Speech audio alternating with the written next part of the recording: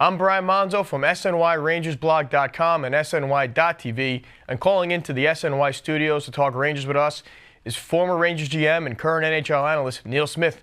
Neil, how are you? Thanks for coming on. Oh, everything's great. How are you doing today? I'm doing well, and again, I appreciate a few minutes. And the first thing we got to start off with is Adam Graves' night. You know, he gave you a nice little pop, and the fans were obviously happy to hear your name. And I personally think you should have been on the ice. But talk about your years with Graves and what it was like to have him in the locker room and what kind of a person he was, and how important that night was for the Ranger fans. Well, I first of all, I've known Adam since he was in Windsor in 1985, and we were fortunate that we got him in the second round in 1986, entry draft in Detroit. And when I left the Red Wings in 1989, they traded him along with Joe Murphy to Edmonton, and that ended up being the kid line with Martin Jelena on that 1990 Stanley Cup team for Edmonton. So I was very proud of Gravy back then, and I knew him very well even at that point as a person.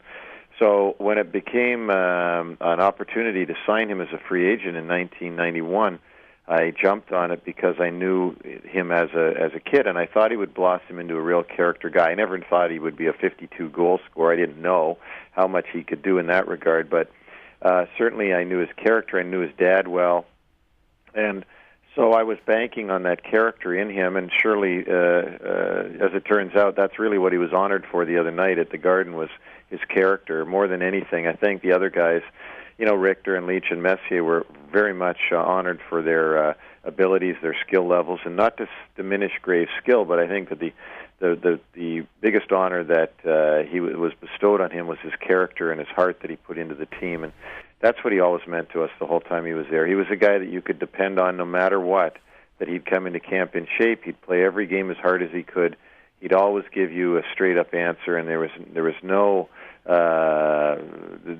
hidden agendas with Adam Graves. Everything was flat out. He meant a lot to the fans because I think the fans understood that this guy was a heart and soul player. No, absolutely. And he was my favorite player growing up, and it was great to see his number go up. And real quick now on the current Rangers, I had Jim Dowd on last week, and we talked about the offensive struggles. And as a former manager and someone who could do it again in the future, what kind of moves are out there for the Rangers to make? Because, they only scored one goal against Atlanta. They got shut out over the weekend. And no matter how many good players they have, Gomez, Drury, the offense isn't there right now. What do you see they could do to help that out? Well, they've got to find some offense in some way, shape, or form. They don't get a lot of offense from the back end. Roosevelt's not giving them a tremendous amount of offensive punch there. Up front, I think they do miss a guy like Shanahan, even though I maybe understand the reasons why he's not back there. They just don't have the great offensive players. Gomez is a great speed guy and can really take the puck and get it into the zone for you, but he really doesn't finish things. Drury is not a constant finisher. He's a big game finisher for sure, but during the 82-game schedule, you need guys that you can depend on that'll provide you with offense, and I think the Rangers are going to have to go out and find that. It's shocking when you really think of how much offense they've had in the past with Yager and Nylander and these people. Now they're all gone. Shanahan's gone as well, and it seems like they've got a pretty well the composition of their team is pretty good, but it lacks offensive punch from either the forwards or the defense. And Neil, last thing, and something that gets talked about on the blog all the time, I talk about it, Adam Rotter, another guy on the blog talks about it, is the mystery of Peter Prucka. I don't know what the deal is with him. He obviously has some talent. He may not be the biggest guy, but every time he plays, he's doing something, and it always seems like he's in Coach Rennie's doghouse. Do you understand why he's not a guy that's playing 82 games?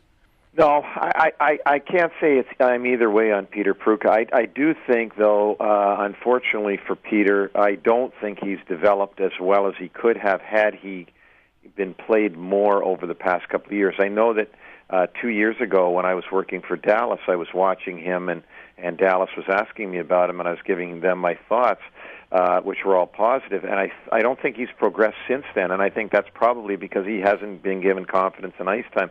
I think his downfall is he's a slight body. I think he's also not a great skater, and that may be what Rennie doesn't like about him or holds back from putting him in the lineup. But it's got to be frustrating for him because when he has played, he's produced, but for some reason he hasn't played enough to really progress. No, I completely agree, and I know all the fans think the same thing. Neil, we appreciate a few minutes. We'll hope to do this again real soon. Thank you very much.